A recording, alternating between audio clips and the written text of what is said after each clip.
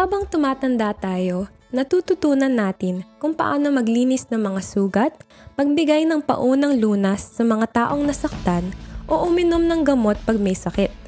Ngunit, anong gagawin natin kapag may problema ang isang tao sa isip o damdamin? Paano nga ba natin maaaring tulungan ang isang tao na may pinagdadaanan?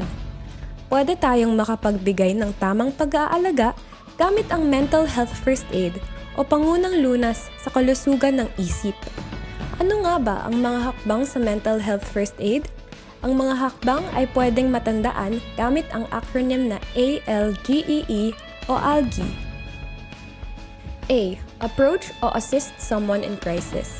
Kapag may napapansin tayong kaibigan o kakilala na tila may mabigat na dinadala at may tangkang saktan ang sarili, maaari natin silang lapitan at kamustahin. Pwede mong sabihin, napapansin ko na parang iba ka ngayon. May pinagdadaanan ka ba?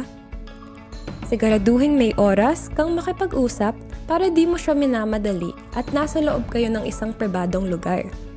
Kapag ayaw ng tao na magsalita o maging matapat sa iyo, hikayatin sila na makipag-usap sa tao na komportable at pinagkakatiwalaan nila. L. Listen with empathy and with no judgment. Makinig tayo ng may empatiya at walang panghuhusga. Madalas, malaking bagay na sa isang tao kapag nararamdaman niyang may taus-pusong nakikinig sa kanya. Kaya naman, mahalaga na hayaan muna silang magsabi ng kanilang saloobin nang hindi natin inaantala. Habang nag-uusap, mahalaga ring manatili na may bukas na isipan at maging mapagtanggap kahit na may mga pananaw na hindi sang-ayon sa atin.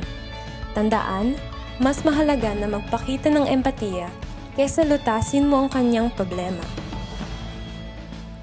G. Give support and information.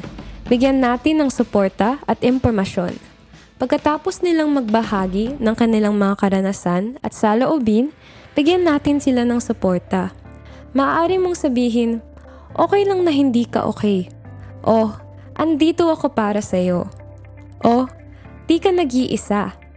Mahalaga ding bigyan mo sila ng impormasyon na makakatulong sa kanila. E. Encourage help-seeking. Hikayatin mo siyang lumapit sa mga makakatulong sa kanya.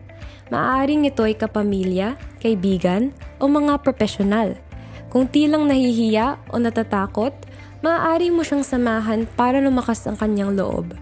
Maaari din natin siyang hikayatin gamitin ang mga helpline tulad ng NCMH Crisis Hotline, isang 24/7 mental health crisis phone service, o maaari ding tawagan ang Natasha Goldburn Foundation o Hopeline Philippines.